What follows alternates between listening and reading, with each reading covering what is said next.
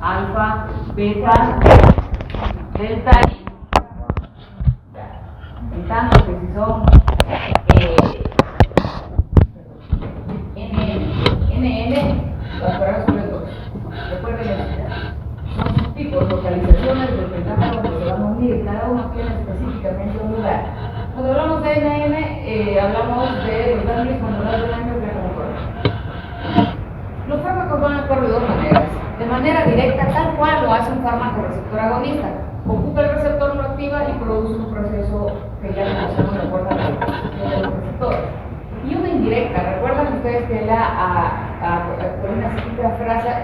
colinesterasa degradaba la incolina y ácido acético, ¿verdad? Nosotros vamos a ir a bloquear a esta que degrada. Por tanto, no va a degradar. Y lo que va a hacer es una amplificación del efecto endógeno de la acetilcolina. Dura más tiempo, está más tiempo unido a los receptores. Entonces aumenta la concentración de la acetilcolina endógena, por favor. Endógena. En cambio, el otro es un fármaco que actúa como una acetilcolina. Esta es mediada por el efecto de la acetilcolina endógena en la sinapsis y en las uniones efectoras. Vamos a clasificarlos. Sabemos dónde actúan en músculo liso, ya lo hemos visto, en el músculo cardíaco y en algunos nervios. Son muscarínicos y nicotínicos los receptores. Los fármacos pueden actuar de acción directa, dos grupos, alcaloides y ésteres de la colina, y los fármacos de acción indirecta van a bloquear a la acetilcolinesterasa de manera reversible y de manera irreversible.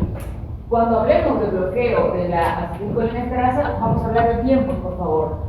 Los reversibles pueden bloquear por poco tiempo, por horas o por cientos de horas, dependiendo si son reversibles o irreversibles. Eso lo vamos a ver luego. Los nicotínicos van a actuar a nivel de fibra y a nivel de la placa motora.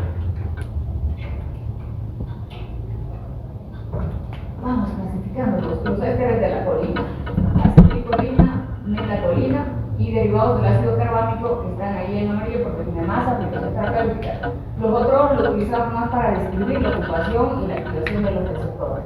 Derivados del ácido carbámico: talacol y betanicol. Y los alcaloides colinérgicos: nicotina, globelina y muscarina.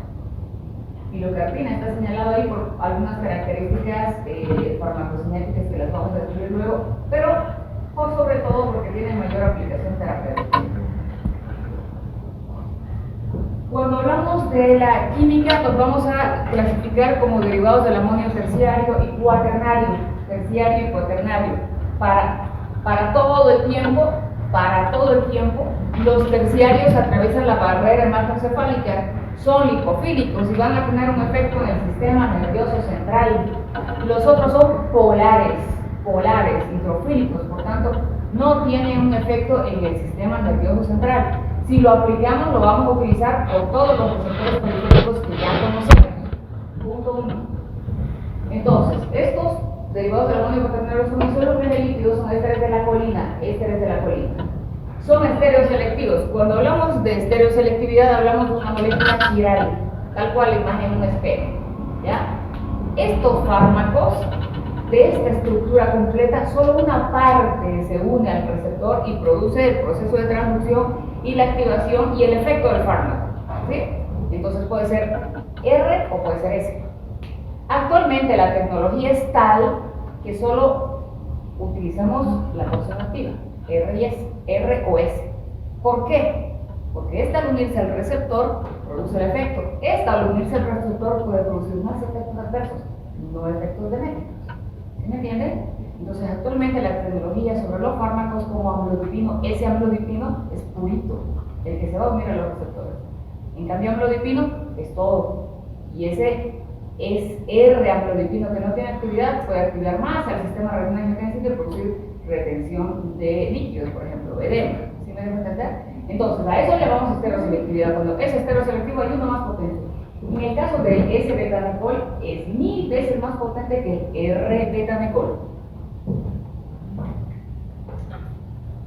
Volvemos a hablar de los ésteres de la colina. Hemos dicho que son derivados del amonio cuaternario, por tanto son hidrofílicos, mal absorbidos, no tienen efecto en el sistema nervioso central. La acetilcolina menos hay endógenos y exógenos. Más bien, hay acetilcolina endógena, pero también hay acetilcolina exógena. Hay muchísimas, sobre todo por el tipo de acción. Se hidroliza rápidamente, tiene efectos sistémicos solo con grandes cantidades, por ejemplo venosa, y únicamente duran entre 20 y 50 segundos. La metacolina,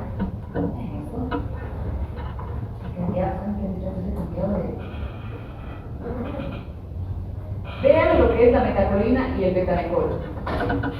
¿Qué tienen? ¿Qué? Resistencia a dentro. ¿Pero en su estructura qué? Ah. Metilo. CH3 metilo, ¿no es cierto? Entonces esto le va a dar algunas características, por eso está así en su libro. Todo lo que está hecho en su libro tiene una aplicación. Cuando leo de metacolina y betanecol está resistiendo más la hidrólisis por la acetilcolina esperasa. Entonces va a producir un tiempo de duración mucho más alto. Bien, vamos. Entonces metacolina más resistencia a la hidrólisis, efectos sistémicos necesitaba más propiedades subcutáneas. Y los ésteres del ácido carbónico son más resistentes a la hidrólisis, la duración es mucho mayor. Además de lo que les he comentado, vean, ahora vamos abajo. Estos fármacos pueden tener acción muscarínica y también acción nicotínica para complejizarnos más el aprendizaje. Pero vean, metacolina y betanecol acá en el cuadrito. ¿Tiene acción nicotínica? No. En cambio, acetilcolina, en cambio, carbacol tiene acciones muscarínicas y nicotínicas. Para alguien que quiera hacerles preguntas sobre, a ver, la acetilcolina produce salivación, pero también contracción de la placa motora. Pues sí, porque tiene acción muscarínica y nicotínica, pero no lo va a hacer ni metacolina ni betanecol.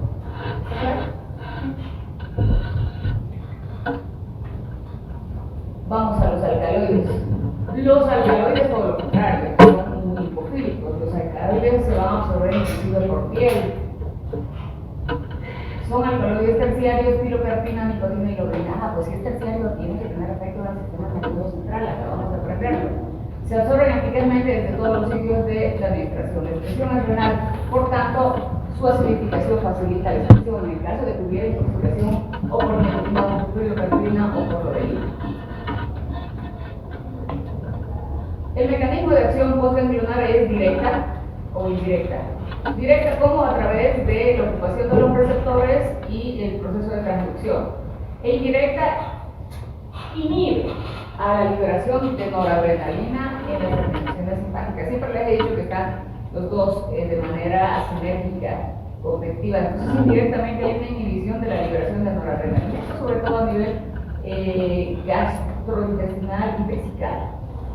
Vamos a entender por qué hay solo relajación y no contracción con la estimulancia parasimpática. Ya hemos visto cuáles son los mecanismos de transducción. Para hablar sobre la ocupación de los receptores y la acción de cada uno, de tanto los receptores muscarínicos como los nicotínicos.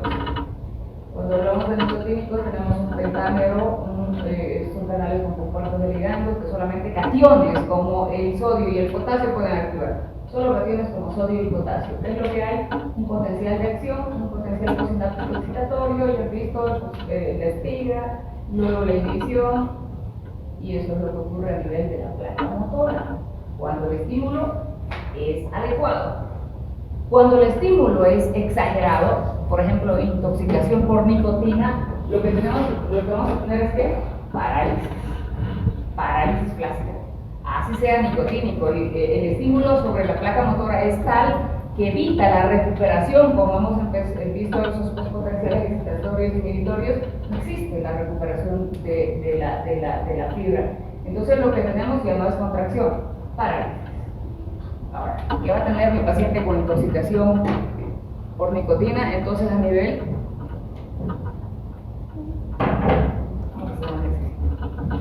si hay un intoxicado por nicotina, ¿qué va a haber en ojos?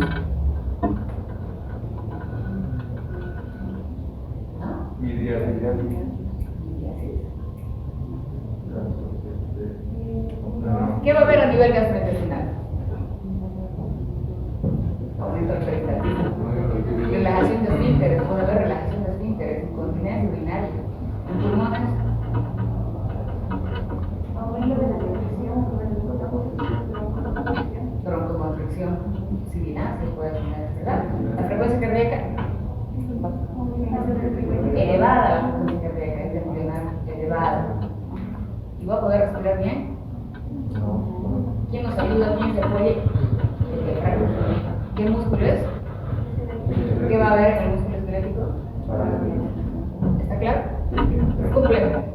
siempre que hablamos de nicotina, recordemos lo que acabamos de aprender, porque en las preguntas vamos a ver si no síntomas, vamos a estar que si es cierto o no.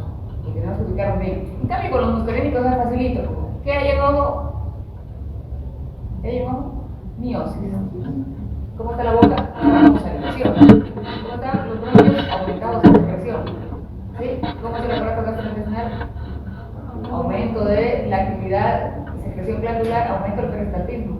¿Sí? ¿Cómo está la frecuencia cardíaca?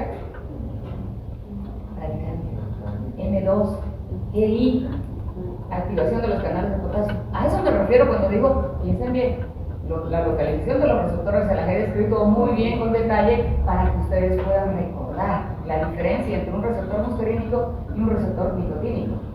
Y cuando hay nicotina, estimula los muscarínicos, los nicotínicos y con NM, además. Es para que se estrese un poquito, o sea, hay que diferenciar. Se llama bloqueo despolarizante. Ahora vamos a hacer poco, ya, para no complicarnos. En el ojo hay contracción del esfínter del iris, por tanto hay miosis. ¿Qué receptor? M3. ¿Cómo la de M3 menos dónde? Acomodación de foco para la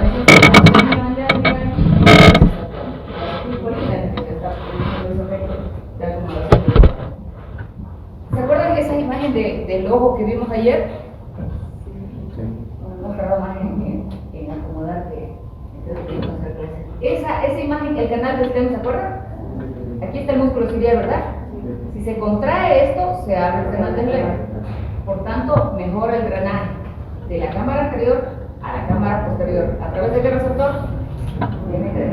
¿Para qué ha llegado las clases? Son a las 7:30. Están llegando cuando termina la clase. La clase termina a las 8. En el sistema cardiovascular, vamos. Vasodilatación. Ay, pero doctor, aquí en el libro dice que hay vasoconstricción.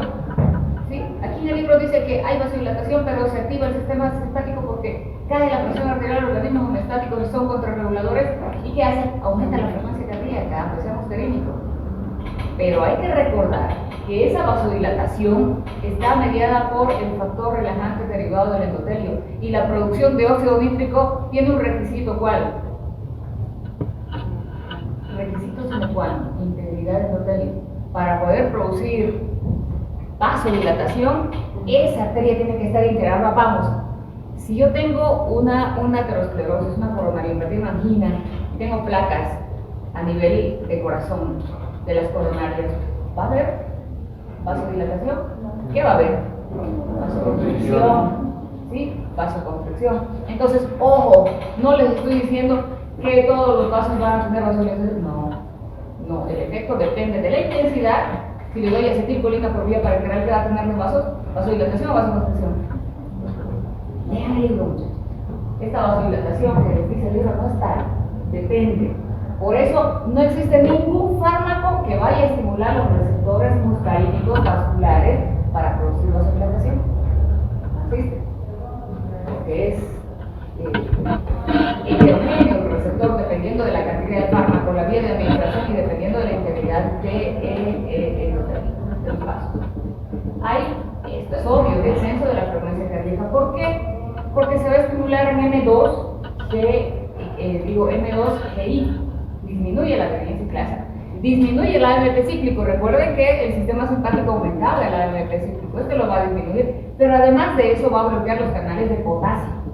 Por tanto, a nivel muscular que va a haber hiperpolarización. No hay manera de que se aumente la frecuencia cardíaca. Siempre va a tener bradicardia. Además de eso, la conducción auriculoventricular está disminuida. Y hay disminución de la fuerza de la contracción.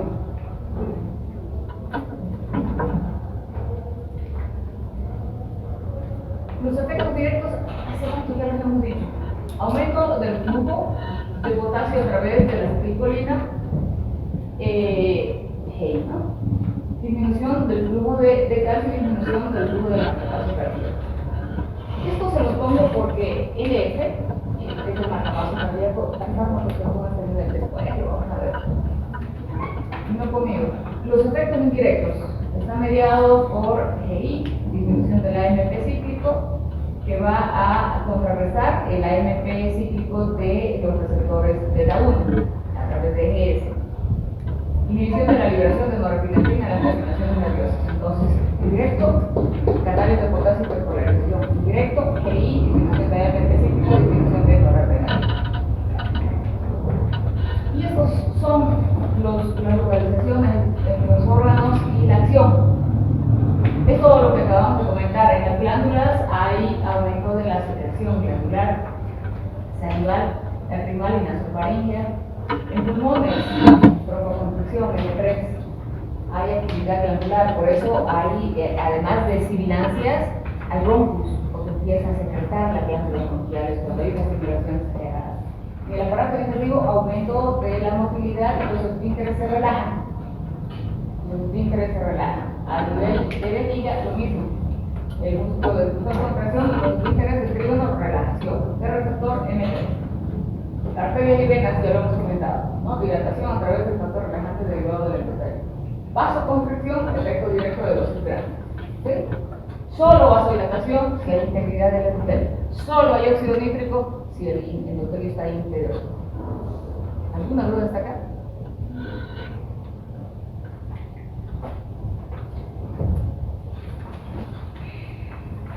Para el futuro, M1 en el sistema nervioso central, específicamente en el encéfalo, la función es cognitiva. Y también, cuando los estímulos son exagerados, puede haber procesos compulsivos. M2 se encuentra en el sistema nervioso central, está relacionado con el temblor y la anticoncepción. Hipotálamo, M3, estímulo del apetito, como antagonista puede tener actividad aquí, presinápticos NN y postsinápticos NN. Hay regulación del glutamato, noradrenalina y dopamina y confusiones también.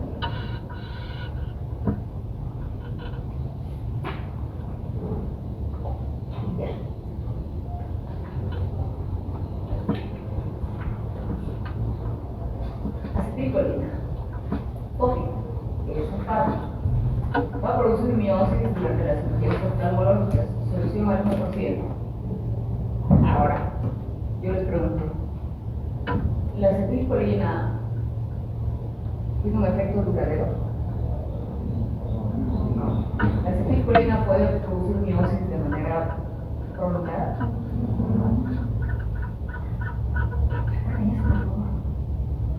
Recuerden eso porque ya les he dicho que para tener un efecto sistémico solo lo puedo tener administrando el fármaco por tiempo de noche. Cuando yo lo utilizo, el oftalmólogo lo utiliza por vía tópica, es para poner el ET y le toman unas gotitas. ¿Y cuánto dura? Segundos, muchachos. Entonces me dicen, a través de esta pregunta, porque les retiré todos los apuntes. Porque dicen, pero doctora, aquí dice que produce miosis. Muchachos, les he dicho antes que dura milisegundos. Es cuaternario. Pues entonces, ahora que yo les doy una diapositiva y solo dice esto, estoy comentando en la clase que el tiempo de duración es milisegundos. Entonces no me digan que es una duración prolongada, porque aquí dice que produce miosis. Entiéndanlo, muchachos. Cuando yo doy apuntes, se dan cuenta que doy una diapositiva, pero ahora 10 minutos o 5 minutos. ¿Sí? Ya.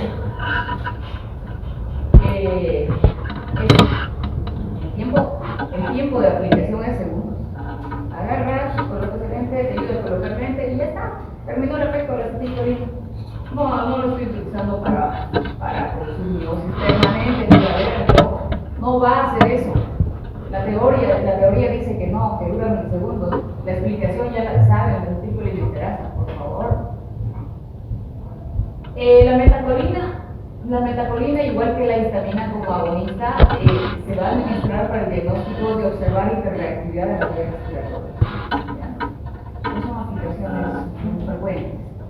En cambio, ahí está el rombo, el betanecol. Ese sí, vayan a la farmacia, preguntan betanecol, betanecol, solo utilizan los. ¿Para qué? Si recordamos el efecto, relaja los esfínteres, ¿sí? Y contrae la pared. Entonces va a ser útil en la retención urinaria y en el vaciamiento incompleto de la vejiga. entiendo así por completo. Los diabéticos tienen enfermedades del sistema nervioso autónomo. Ellos cuando comen pueden tener una liberación de acetilcolina, una sudoración, una actividad glandular o afectación del sistema simpático. Y por ejemplo, o tener alteraciones en la erección o en la eyaculación, o tener taquicardia o tener bradicardia. O al levantarse de la cama tener una hipotensión postural, porque el sistema simpático no libera catecolaminas. Entonces ellos, un grupo de pacientes, son los que pueden hacer el de la vejiga. ¿Y qué sucede con el vaciamiento completo de la vejiga? Esa orina remanente se puede infectar y producir infecciones urinarias recurrentes. Entonces en esto artificialmente contraemos la vejiga y producimos un vaciamiento. También, a ver, es útil en los pacientes con hiperplasia prostática. Es útil en la distensión abdominal en ambos casos, postoperatoria, en la gastroparesia, en el hilo dinámico y en el reflejo gastroesofágico. Dos cosas, ya cuando hablamos de aplicación abdominal. ¿Qué sucede? ¿Cómo es la intensidad de la contracción si este fármaco es un agonista? Es más intenso que tu peristaltismo normal, ¿sí? ¿Qué sucedería si yo le doy, por ejemplo, a un paciente que tiene un tumor a nivel pilórico, a nivel intestinal, a nivel gástrico? ¿Qué sucedería? ¿Le puedo dar? No, ¿verdad? Porque la intensidad de la contracción podría ser que haya ruptura de esta víscera. Entonces hay que hacer estudios previos para poder saber a quién le voy a prescribir el fármaco. Por eso, cualquier obstrucción mecánica es una contraindicación. Ok, cuando los operan los pacientes, cuando los operan y hay manipulación, al día siguiente a veces no se recupera el peristaltismo normal. Entonces, esos pacientes que están en el segundo, en el tercer, en el cuarto día y aún no han evacuado, se les puede hay restricción. Y en el reflujo gastroesofágico, vamos, el reflujo gastroesofágico, la aplicación tendrá. El flujo gastroesofágico, ácido clorhídrico en el esófago, ¿verdad? ¿Qué estoy haciendo? Estoy vaciando, ¿verdad? Para que el contenido de HCl del estómago pase más rápido al intestino. Pero no lo puedo, no estoy haciendo un tratamiento completo si no le doy otro fármaco con el tono de la esfínter. ¿Sí? Entonces el tratamiento es asociado. Porque decir, es útil en el reflujo gastroesofágico, pero si hay reflujo tengo que hacer un tratamiento completo, ¿no? Se usa con otro fármaco que aumenta el tono de la esfínter. Carbacol se administra por vía tópica en el ojo para el tratamiento del glaucoma y para producir miosis durante la cirugía. La concentración es mínima, 0,01 a 0,3, dura más que la acetilcolina, pero tampoco tiene un efecto prolongado y durable. Pilocarpina está en rojo porque tiene un efecto en el sistema nervioso central y la prolongación del sistema nervioso central, que es el ojo, ¿ya? Pilocarpina está en rojo porque es uno de los fármacos de más aplicabilidad, el único en realidad que tenemos acá para ojo, para mucosa oral y actividad glandular. No tenemos cevimelina, pero cevimelina está en rojo porque tiene algunas características particulares. Los dos tienen aplicación terapéutica, entonces aunque no tenga cevimelina en Bolivia, sí se los puedo preguntar porque tiene una selectividad particular. Vamos, clorhidrato de pilocarpina se llama, está indicado en la serostomía secundaria de la radiación de cabeza y cuello. ¿Qué sucede? Que la radiación puede dañar no solamente el tejido donde quieres irradiar, que el grado de penetración puede ser tal que llegue a afectar las glándulas. Entonces hay sequedad. En el síndrome de Sjögren, este síndrome de Sjögren generalmente es secundario a una colagenopatía, ¿ya? Lupus, artritis, etcétera, etcétera. ¿Qué tienen estos pacientes? Boca seca, sensación de cuerpo extraño, a nivel de ojos se puede ocurrir lo mismo, la misma sequedad a nivel de ojos. Entonces lo que estamos haciendo es un estímulo para la actividad glandular. Esa es la mayor aplicación de pilocarpina. Comprimidos y gotas oftálmicas. En el ojo, ¿qué es lo que va a producir? Miosis y contracción de la mucosidad. Entonces, aumenta el drenaje de la cámara anterior a la cámara. Pilocarpina en serostomía, pilocarpina en síndrome de Sjögren, pilocarpina en el glaucoma, por vía tópica. También hay depósitos de fármacos que se pueden instilar a insertar a nivel ocular.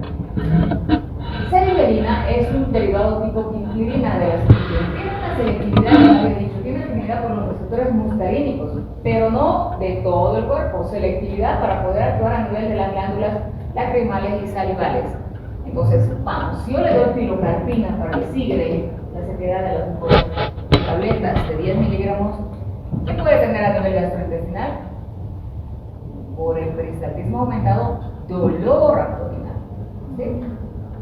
Ese efecto no lo va a tener sirmelina, porque uno es más selectivo y dos, hay la dilatación quirúrgica. Entonces, esa selectividad evita que el paciente tenga los efectos adversos de la estimulación sistémica de los receptores muscarínicos. Es un cialagogo prolongado, entonces tiene menos efectos secundarios que la pilocarpina y la dosis es de 30 miligramos de referencia. ¿Alguna pregunta hasta acá? ¿No? Aquí vemos ya.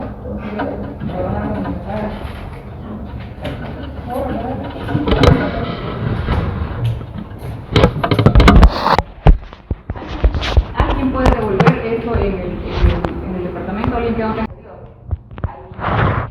También esto favorece el drenaje hemorrágico.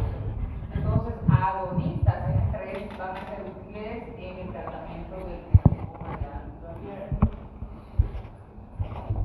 en el sistema cardiovascular ya les había dicho que la vasodilatación es evidente con el requisito de que debe haber integridad del endotelium. Mientras exista integridad del endotelium hay opciones. Si no hay integridad del endotelium, no hay esa vasodilatación. Por eso se llama factor relajante derivado del endotelium. Mientras el endotelio se interne, habrá vasodilatación. Y por eso tampoco hay fármacos agonistas M3 que vayan a ser utilizados en la angina del pecho, ¿verdad? Porque ya hay un proceso de aterosclerosis. Cuando se administra a agentes polinérgicos tipo acetilcolina por vía parenteral, lo que hay es un efecto contra el vaso. Lo que sí es evidente es que hay un descenso de la frecuencia cardíaca a través de los receptores GI. GI que disminuye adenina ciclasa, que disminuye AMP cíclico, pero que también va a activar los canales de potasio, ¿sí?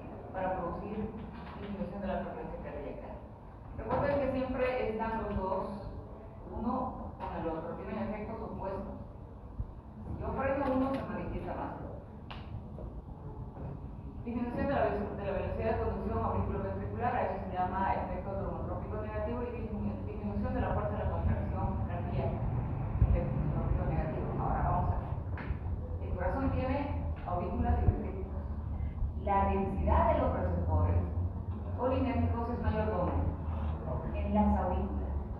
Entonces, un agente colinérgico es capaz de reducir o de actuar a nivel de aurícula, no así de ventrículo. No así de ventrículo. ¿Sí? Y lógicamente, si yo comparo el parasimpático con el simpático, así solo tengamos la ocupación del 5 a 10% de los receptores en el corazón del sistema simpático, vamos a tener eficacia máxima. ¿Sí? Vamos a tener eficacia máxima en contra del parasimpático. Entonces, densidad de receptores para la acetilcolina mucho mayor a nivel de aurícula. Esto nos va a servir sobre todo cuando hablemos de antagonistas, porque estos antagonistas van a poder disminuir una arritmia supraventricular, sin que sean los fármacos más eficaces, por lo que les acabo de comentar. Esto también ya lo habíamos hablado, aumento del flujo activado por la acetilcolina, el flujo de potasio, descenso del AMP cíclico, efecto directo y efecto indirecto. También hemos hablado, ¿no?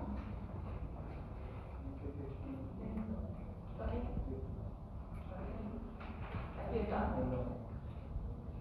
Estábamos comparando la pilocarpina y la semimelina. Habíamos dicho que en nuestro medio evidentemente hay pilocarpina, que eso puede ser para el síndrome de Sjögren, que puede ser para la serostomía secundaria y radiación, y también como un agente en el glaucoma, en este caso por diatópica. Y si yo lo comparo con semimelina, la diferencia es muy grande. Semimelina tiene una afinidad por los receptores muscarínicos M3 a nivel de las glándulas lacrimales y salivales. Por tanto, va a tener menos efectos adversos. Pero además es un cialagogo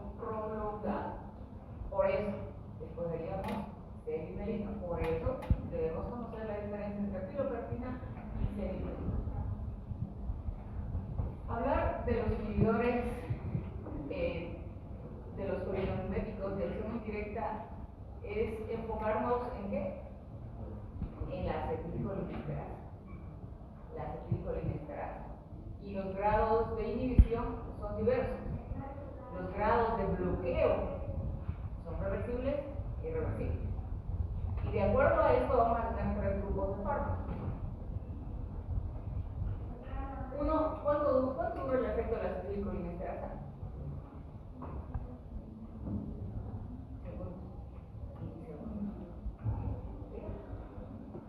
Tres acciones. Uno, mediado por la metilcarbamoril acetilcolinesterasa. Más estable, dimetilcarbamoril acetilcolinesterasa. Y una unión irreversible, la de los órganos corporales. ¿Sí?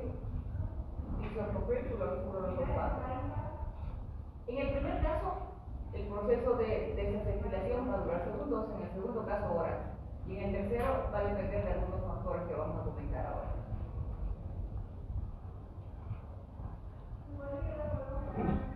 Entonces, estos fármacos van a actuar inhibiendo la acción de la colinesterasa. Van a tener su efecto de ejército activo de la colinesterasa. Entonces, ¿qué es lo que estamos haciendo? ¿Es un fármaco? No, está actuando sobre la acetilcolina endógena. La acetilcolina endógena. Hay algunos fármacos que tienen una acción directa sobre los receptores nicotínicos. Y hay algunos que tienen efectos muscarínicos y otros que un poquito más. Y hay que tener cuidado con aquellos detalles. La mayor parte se utiliza más como insecticidas. Y hay muy pocos de los fármacos que tienen aplicación terapéutica.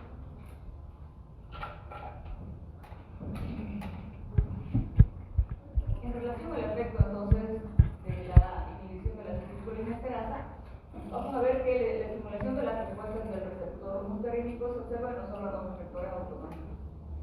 Puede haber una estimulación seguida de la expresión o parálisis de todos los ganglios autonómicos, sobre todo de los receptores NM. Puede haber una estimulación con depresión subsiguiente ocasionada en los receptores colinesterasa sobre todo en el sistema nervioso.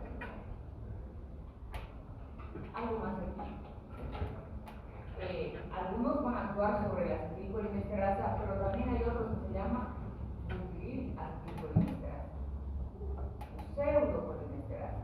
Y ustedes han visto en los capítulos anteriores que puede haber que alteraciones genéticas en grupos poblacionales.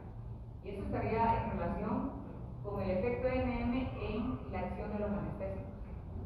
Tiempo prolongado, porque hay un déficit de esta butilcolinesterasa. Lo vamos a dividir en tres grupos. Estos dos primeros son reversibles.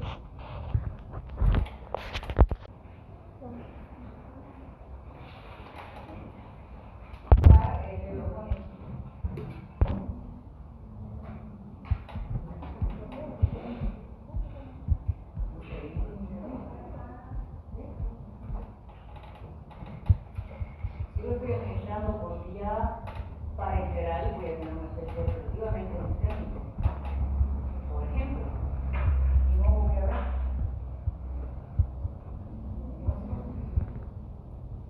En el corazón. ¿Qué? Bradicardia. Un efecto NM. Un efecto NM.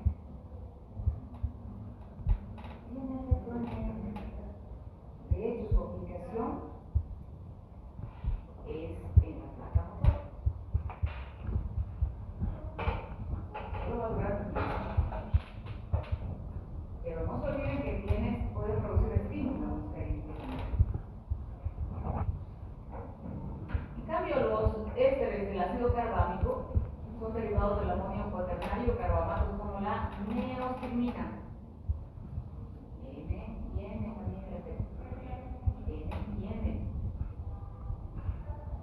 Además tenemos al andenomio, piridostigmina y demetal. Y de los terciarios, tisostigmina. ¿Qué diferencia habrá entre un cuaternario y un terciario? Este terciario tiene capacidad para producir un cierto nivel del sistema nervioso central. ¿Sí?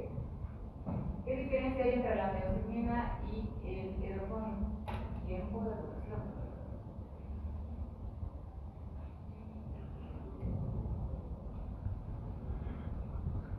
Y tenemos a los irreversibles, a los órganos morados.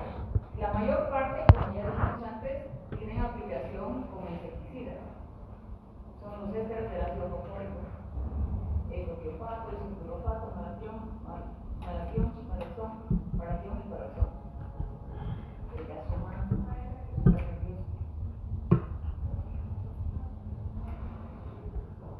Por su efecto irreversible sobre la acetilcolinesterasa, el tiempo de duración puede ser de cientos de horas.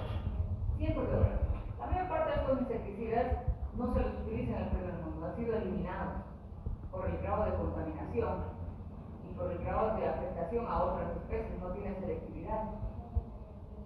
En nuestro medio se sigue utilizando. Sin ningún control.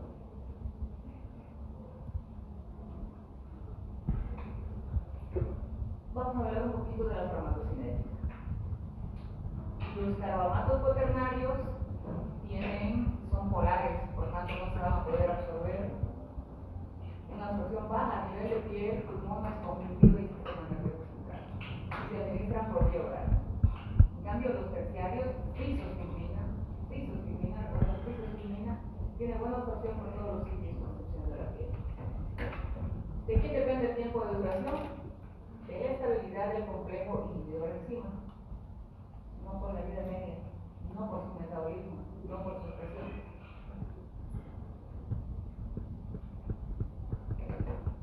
En relación a los órganos perforados, históricamente o didácticamente podemos decir que el ecotiofato tenía aplicación intraocular hace mucho tiempo, actualmente no se utiliza, y todos van a ser utilizados como insecticidas.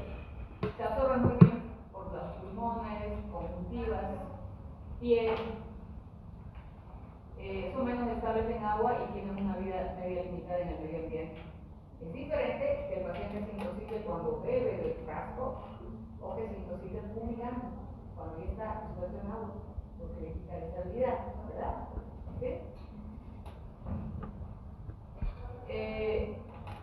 Hay un periodo que se llama envejecimiento, que dura, dependiendo del insecticida, 1, 2, 3, 4 horas.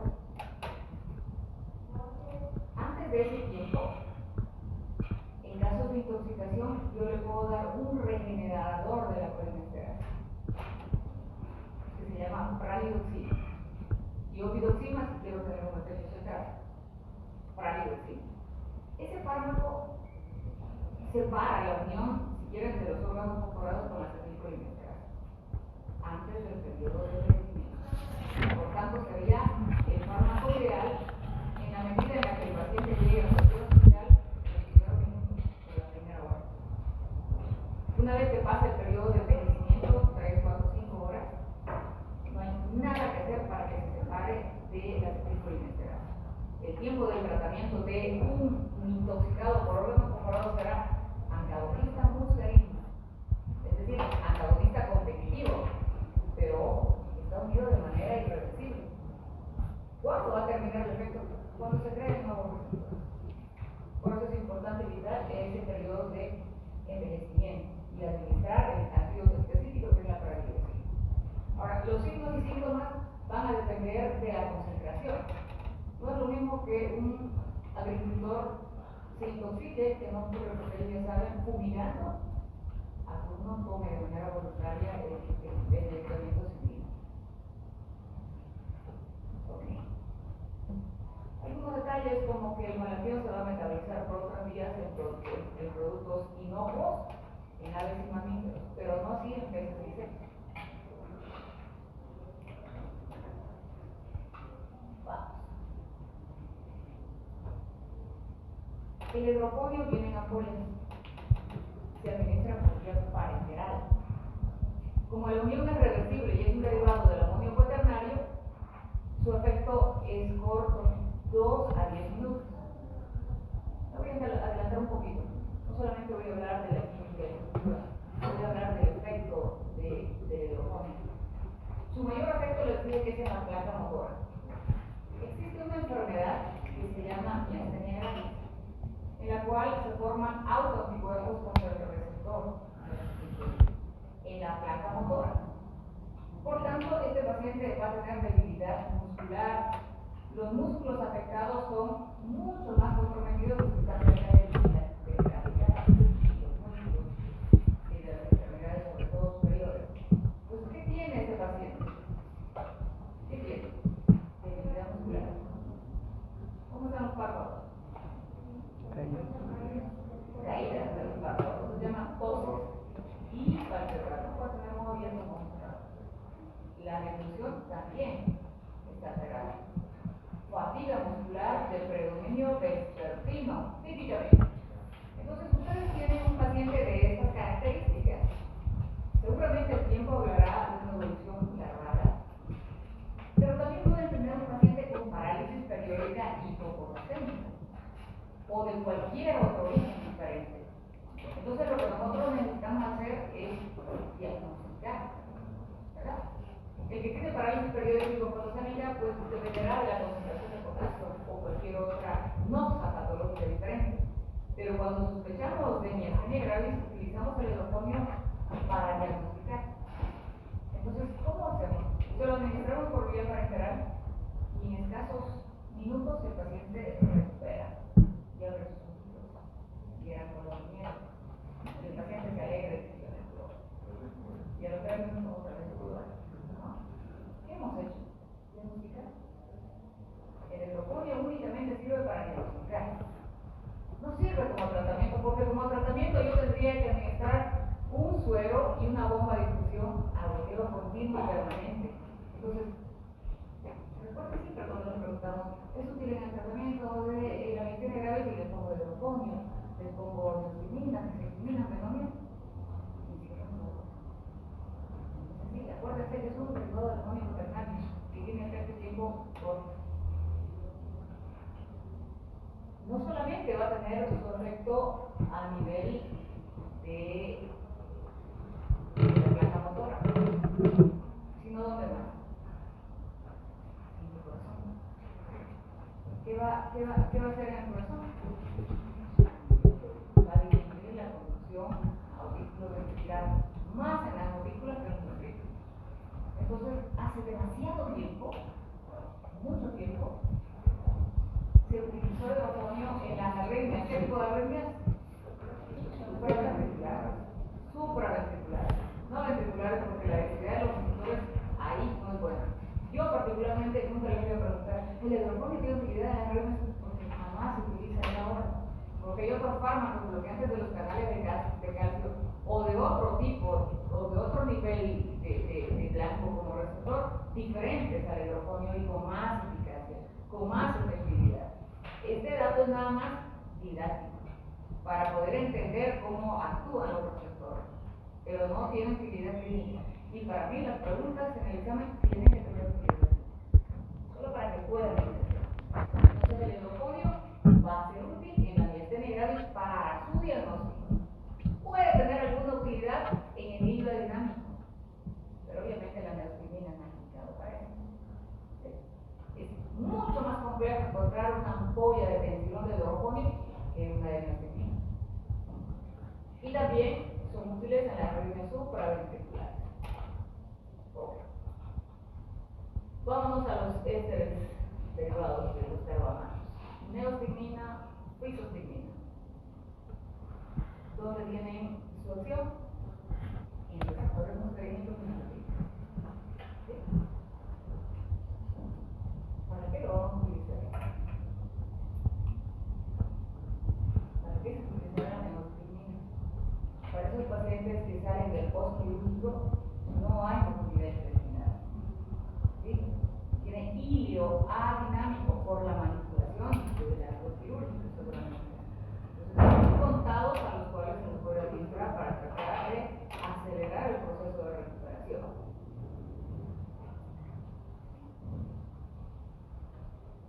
¿Por qué voy a administrar la neostigmina?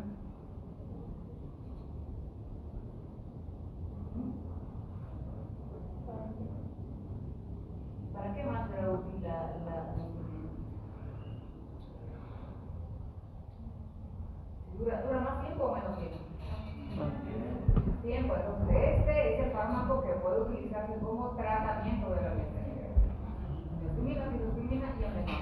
Entonces, en cualquier libro actual, los dos primeros son los más indicados. Yo les hablo de la anhedonia también porque es sí didáctico, aunque en la práctica clínica es último no se utiliza.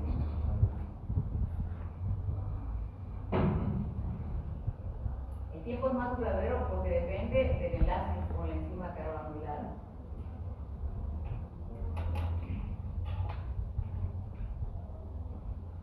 Entonces, filostimina, piridoximina y anhedonia, por ahí sí nos duele. Pero los más utilizados son filostimina y piridoximina. El ectopiopato, hace demasiado tiempo se utilizó en glaucoma. Como es un órgano corporado, el tiempo de duración es demasiado prolongado. Algo más aquí ya que tengo la duración.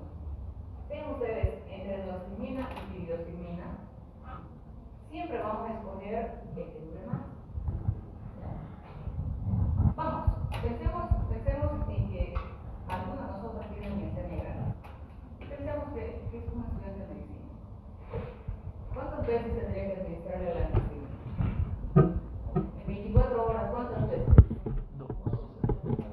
2 horas. Tenemos que tomarlo 2 horas.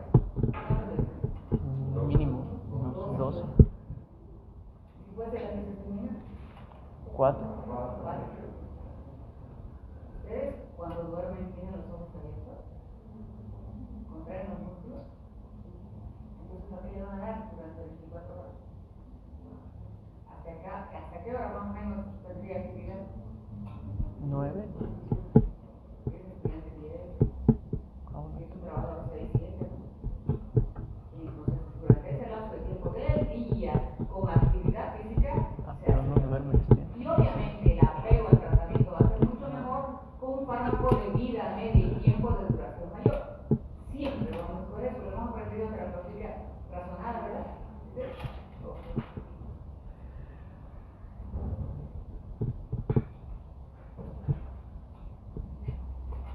De los órganos corporales hemos comentado un poco para lo que sirve esto es para hablar de procesos de envejecimiento. Como el enlace es covalente, hemos visto que dura cientos de horas. Pero hay un proceso de envejecimiento. Este habla de la ruptura entre el oxígeno y el fósforo, lo que va a reforzar el enlace con la enzima. Esta velocidad de envejecimiento va a ser variable dependiendo del órgano corporal. Y nosotros podemos recuperar en las primeras horas a ese paciente con intoxicación por órganos corporados, actuando y evitando el proceso de envejecimiento. ¿Sí? ¿Qué le damos? Raniloxina. ¿Qué es la raniloxina? El regenerador de la colinestera. En el otro capítulo lo vamos a ver. Opiloxina actúa en el sistema nervioso central, en cambio el otro tiene un efecto más periférico. Entonces, estos regeneradores de la colinestera van a actuar sobre el enlace fósforo-enzima antes de que se produzca el proceso de envejecimiento. Punto. Ahora, ¿qué efectos sistémicos van a tener estos fármacos? Ya lo acabamos de ver, ya se los he escrito. Van a tener un estímulo de los receptores musterínicos y nicotínicos. Algunos tienen más selectividad por algún receptor ENM o NE y algunos con similar intensidad. No nos olvidemos también que lo que estamos haciendo es potencializar la acetilcolina endógena. No es un fármaco directamente agónico, es un fármaco de acción directa. Los efectos en el sistema nervioso central, a dosis bajas, activación del electroencefalograma y una respuesta subjetiva de alerta, y a dosis altas, convulsiones generalizadas como el paro respiratorio. ¿Por qué convulsiones generalizadas? ¿Qué receptor se encarga de las convulsiones?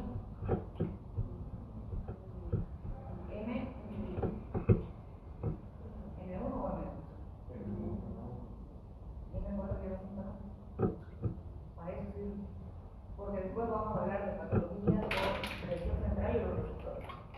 Entonces, todo eso altas, obviamente hay un efecto exagerado que va a estimular a estos receptores y va a producir una descarga neuronal, coma y paro respiratorio. ¿Por qué paro respiratorio?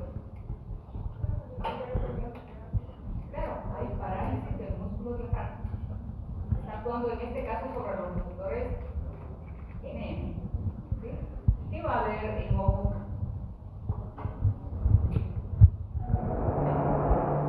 ¿Y qué va a haber en la boca? ¿Y qué va a haber en pulmones? Broncoconstricción, ¿qué más? Aumento de la actividad glandular broncorrea o bronquios van a escuchar, ¿verdad? Ahí está entonces. Miosis, acumulación del músculo ciliar, drenaje del músculo acuoso, similar al efecto de los polinérgicos en la vía respiratoria, urinaria y urinaria. En el aparato respiratorio, broncoconstricción y aumento de la respiración. A nivel gastrointestinal, aborda el cese de humo, aumenta el peristaltismo, relaja los esfínteres y aumenta la actividad glandular. ¿Sí? ¿Qué receptores en este caso? M3. La mayor parte de los receptores sobre los cuales vamos a actuar son M3. M2, ¿qué va a producir? ¿Dónde se ve M2? Más que todo.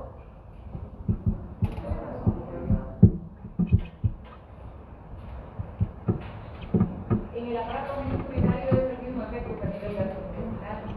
Relaja los esfínteres y contrae la pared. ¿Sí? Facilita el vaciamiento. Facilita a nivel gastrointestinal el vaciamiento del contenido del estómago al intestino. No tiene efecto a nivel del útero, a diferencia del sistema simpático, que sí en la mujer embarazada tiene receptores beta 2. En el aparato, en el sistema cardiovascular aumenta la activación de los ganglios simpáticos y parasimpáticos. Dependerá. Si el fármaco nada más tiene efecto muscarínico, no va a haber ningún efecto más que el manifestado previamente. Sin embargo, si el fármaco tiene un efecto NN, se lo he dicho más de 4 veces, se encuentra a nivel celular. Por lo tanto, tiene la capacidad de producir aumento del peristaltismo, pero en el corazón va a producir taquicardia y en los vasos va a producir vasoconstricción. ¿Sí? Entonces, ya tenemos en mente claramente, objetivamente, que los fármacos pueden estimular los receptores muscarínicos, los receptores NN en la placa motora y los receptores NN a nivel endocrino. En el aparato cardiovascular predomina el efecto N2. Disminuye la frecuencia, la fuerza de la contracción, la conducción más auricular que ventricular. Eso va a hacer que secundariamente disminuya el gasto cardíaco. Pero no se olviden que ahí hay una modulación del sistema simpático. Entonces, moderada se incrementa la resistencia muscular periférica y la presión arterial a nivel del ganglio simpático. En los centros simpáticos centrales puede haber efectos de los agentes glicosados.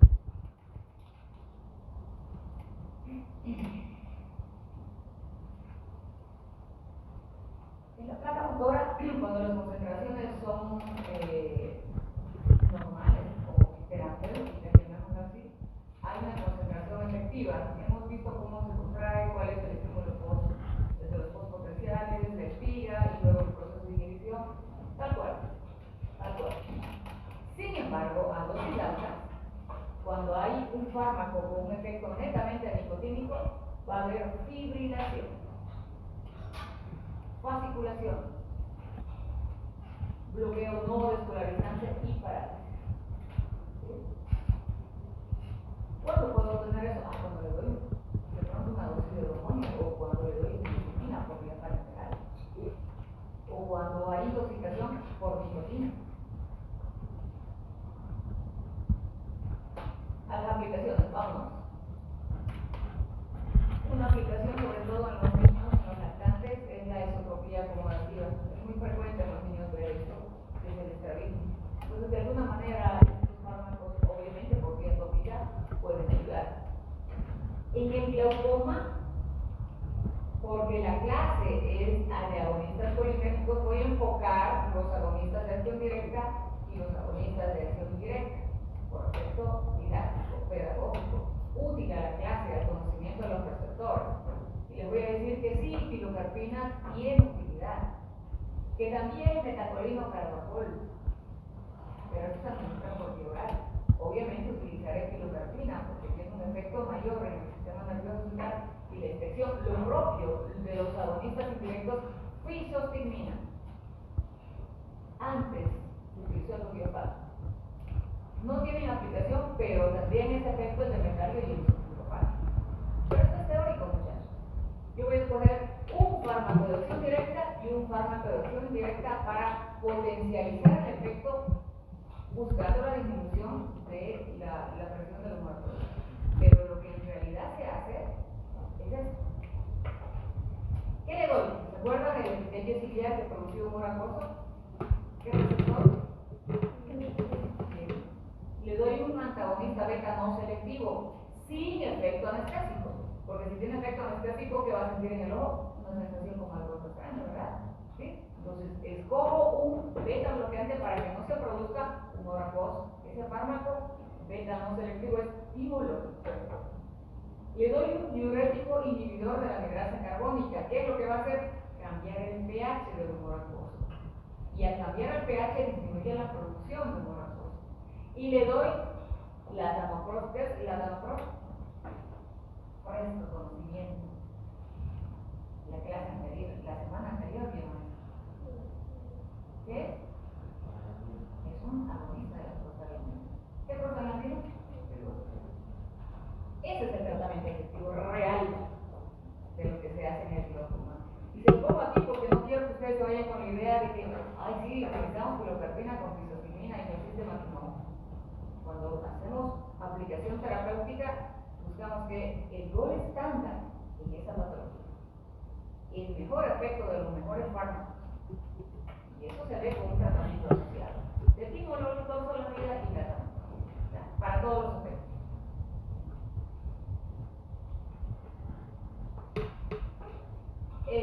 Ya habíamos comentado que a nivel digestivo y urinario vamos a aplicar estos fármacos en los pacientes, sobre todo de un postquirúrgico inmediato. Se llama ilioparalítico postoperatorio. También en el megacolon congénito. Megacolon congénito. No hay una inervación adecuada, por tanto no hay peristaltismo ni contracción. ¿Qué sucede con esas fibras? Se dilatan. Y esa hipertrofia llega a afectar la motilidad del producto, de la carne.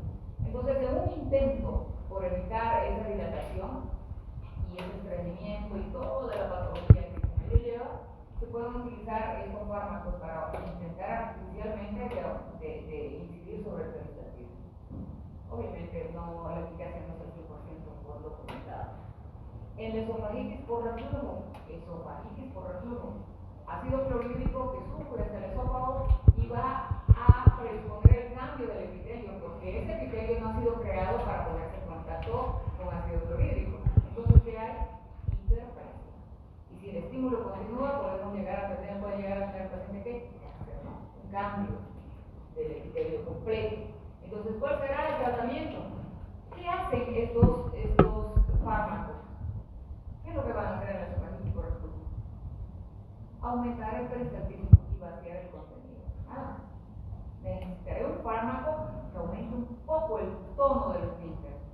Y si evidentemente hay una disfunción del esfínter, probablemente necesite tratamiento quirúrgico antes de utilizar toda una cantidad de medicamentos que no producen alivio completo. Ok. Hay una retención urinaria no obstructiva.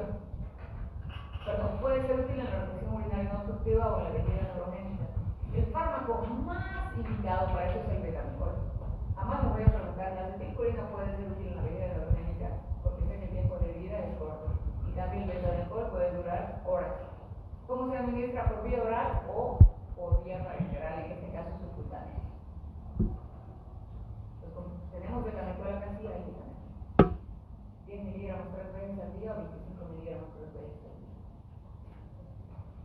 La neostigmina se puede administrar por vía subcutánea también para este mismo tema.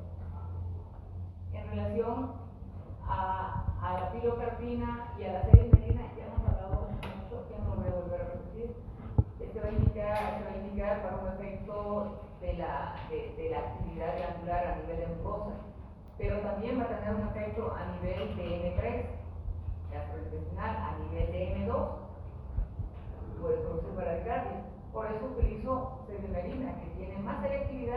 tiempo de acción prolongado. Por tanto, menos efectos adversos.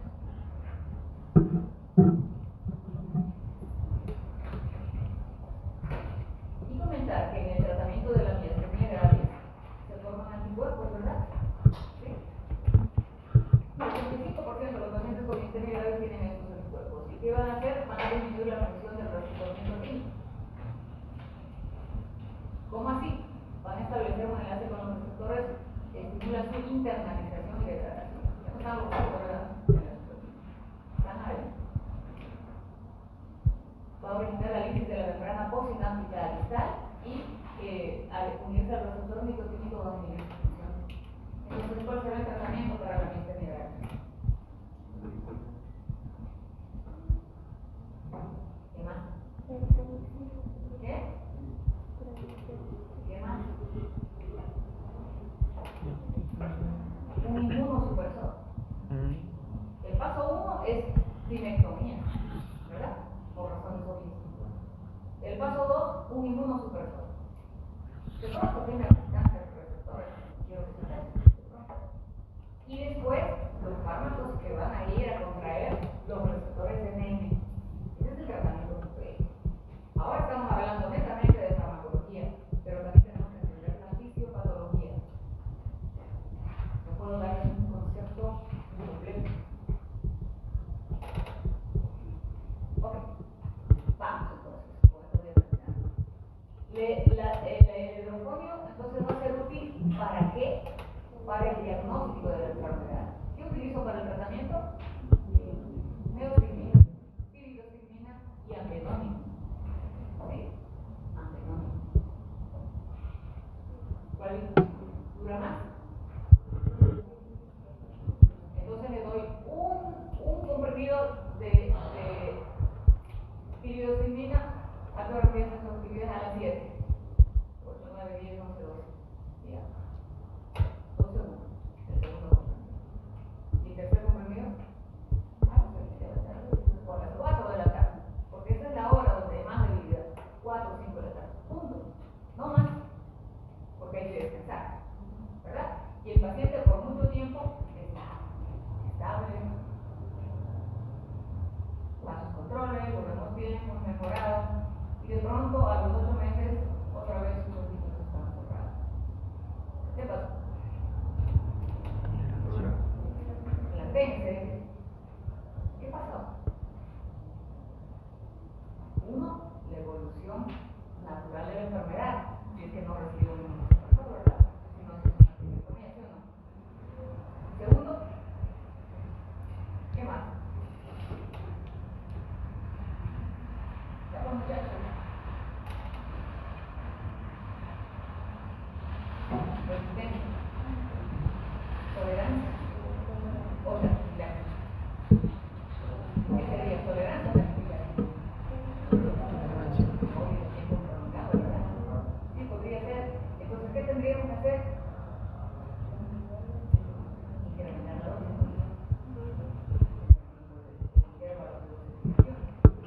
¿Pero qué más podría hacer?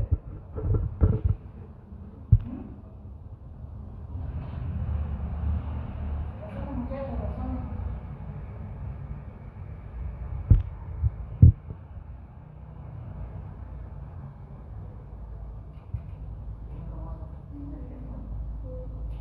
Es un mentiroso. Solo quiere la pena de mentir. ¿Qué sucede cuando en la placa motora yo estimulo con una concentración elevada de fármaco?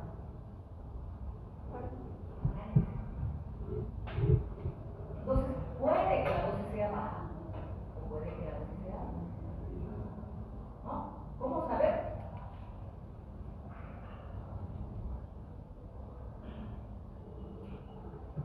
¿Cómo?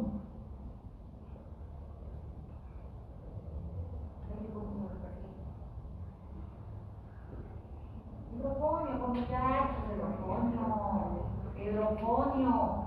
Vamos, ¿qué va a suceder en el primer caso cuando nuestra dosis es baja por esos factores que hemos comentado? ¿Qué va a suceder cuando le pase hidrofonio? Va a volver a abrir los olivos, los soñadores, ¿no? ¿Sí? ¿Y qué sucede si la dosis que él se ha tomado y el médico ha prescrito nunca va a seguir igual. ¿Sí?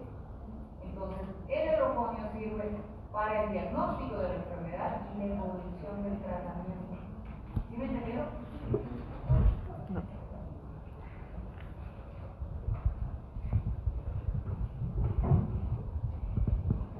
Neostigmina también puede ser útil para la reversión del bloqueo neuromuscular energético. Sucede que para intubar, lo relajamos. ¿Sí? Y este paciente pasaron los 3 minutos, los 5 minutos, la media hora, y la hora, y las 2 horas y no recupera. Seguramente debe tener alguna variante genética para determinar que actúa sobre la utilidad o no sabemos qué. ¿Qué hacemos? Le damos neostigmina. En este caso, porque la parecerá libre de la motilidad. Ahí quedamos, por favor.